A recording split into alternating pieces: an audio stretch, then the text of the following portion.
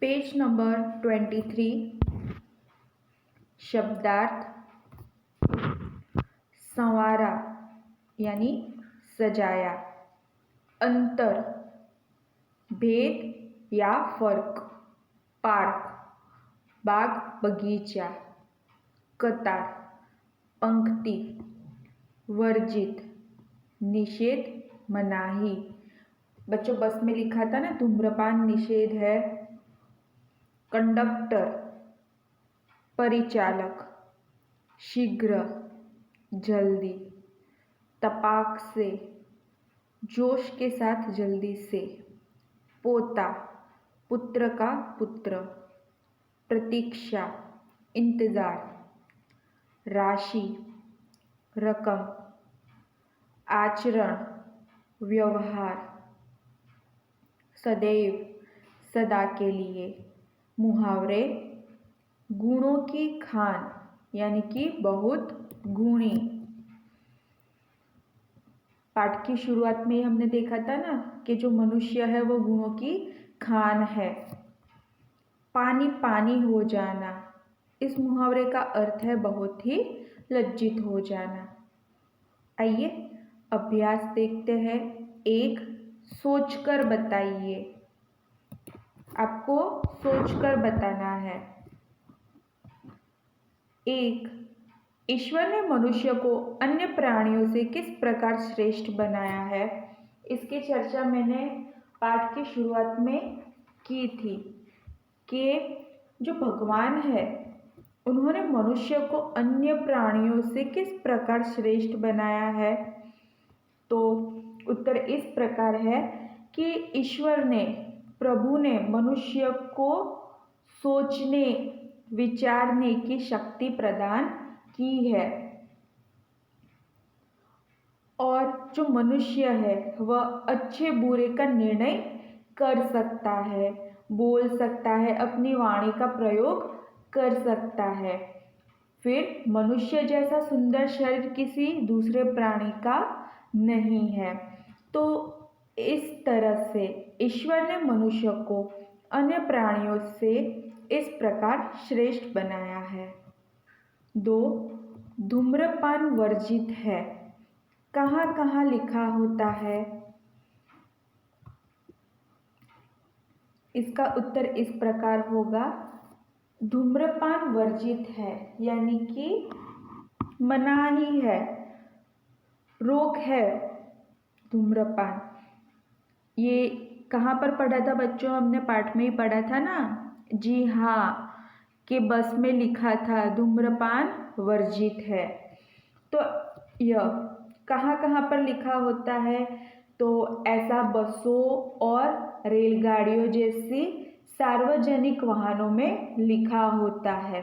सार्वजनिक यानी कि जहाँ पर सभी लोग उसका इस्तेमाल करते हैं।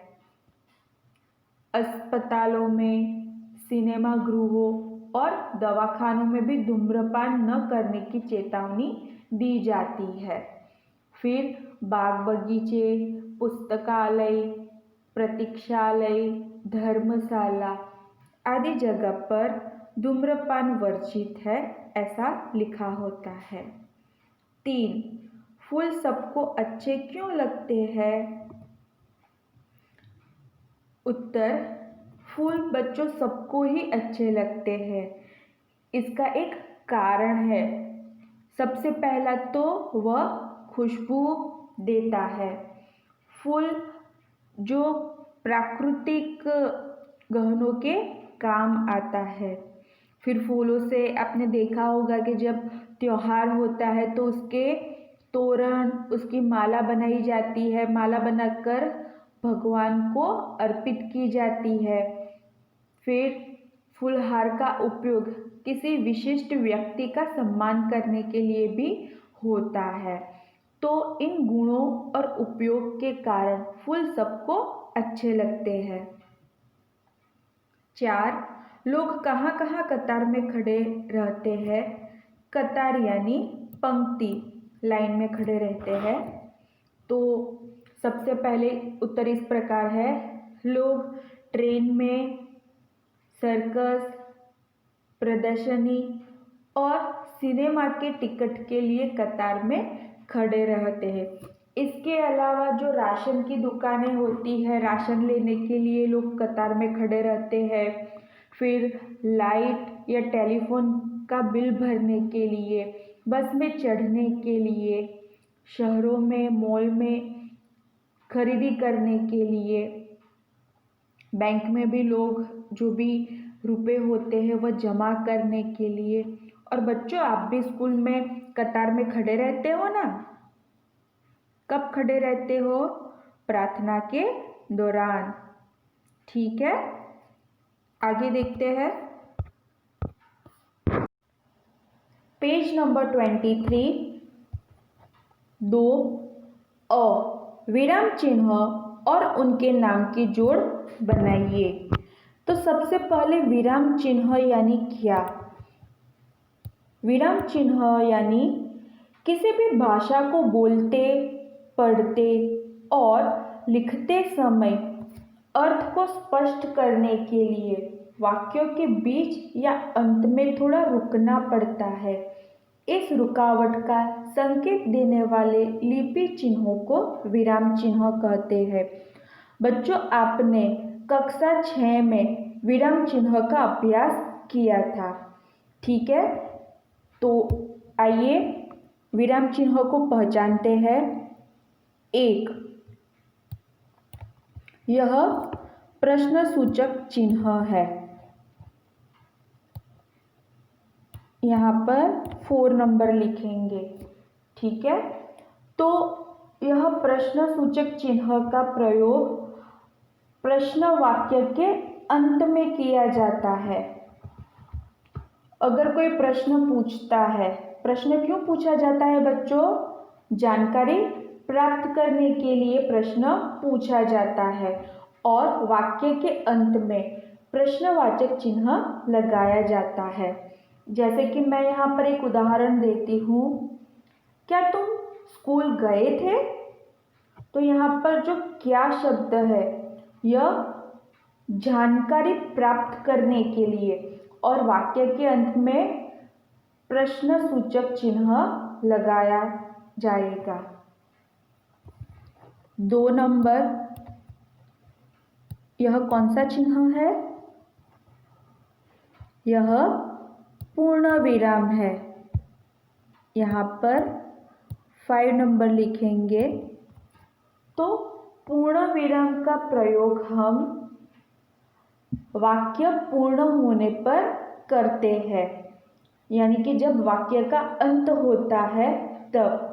जैसे कि मोहन ने पत्र लिखा, तो यहाँ पर वाक्य का अंत हो गया, तो वाक्य के अंत में हम इस चिन्ह का प्रयोग करेंगे।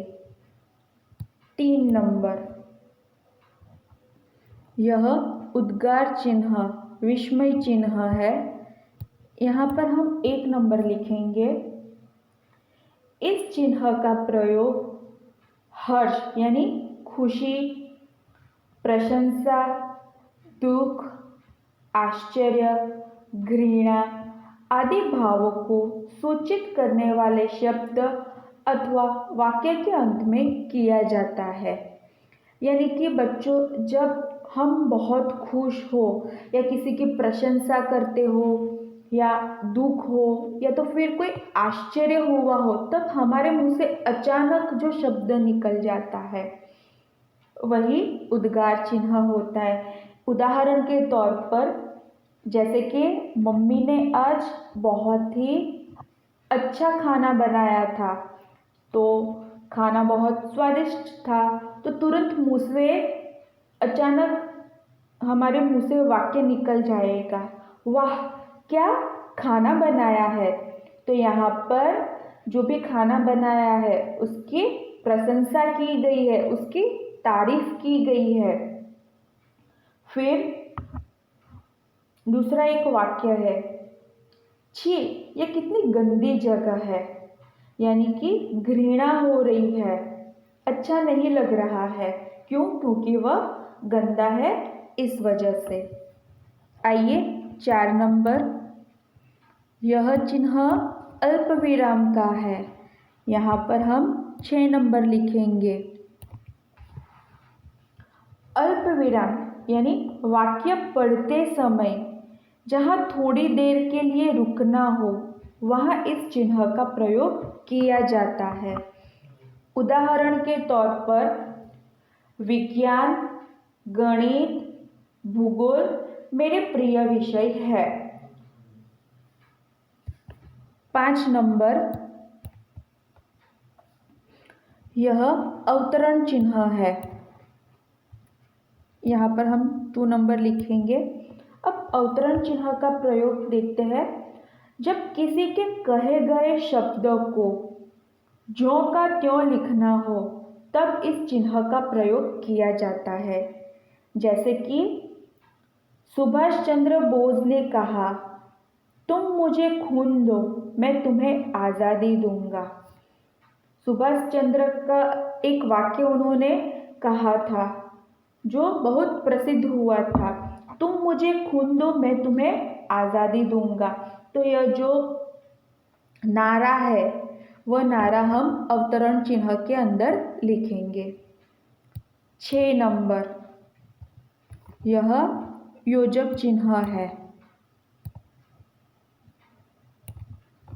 योजक चिन्ह का प्रयोग, इस चिन्ह का प्रयोग शब्दों को जोड़ने के लिए होता है जो समान शब्द होते हैं।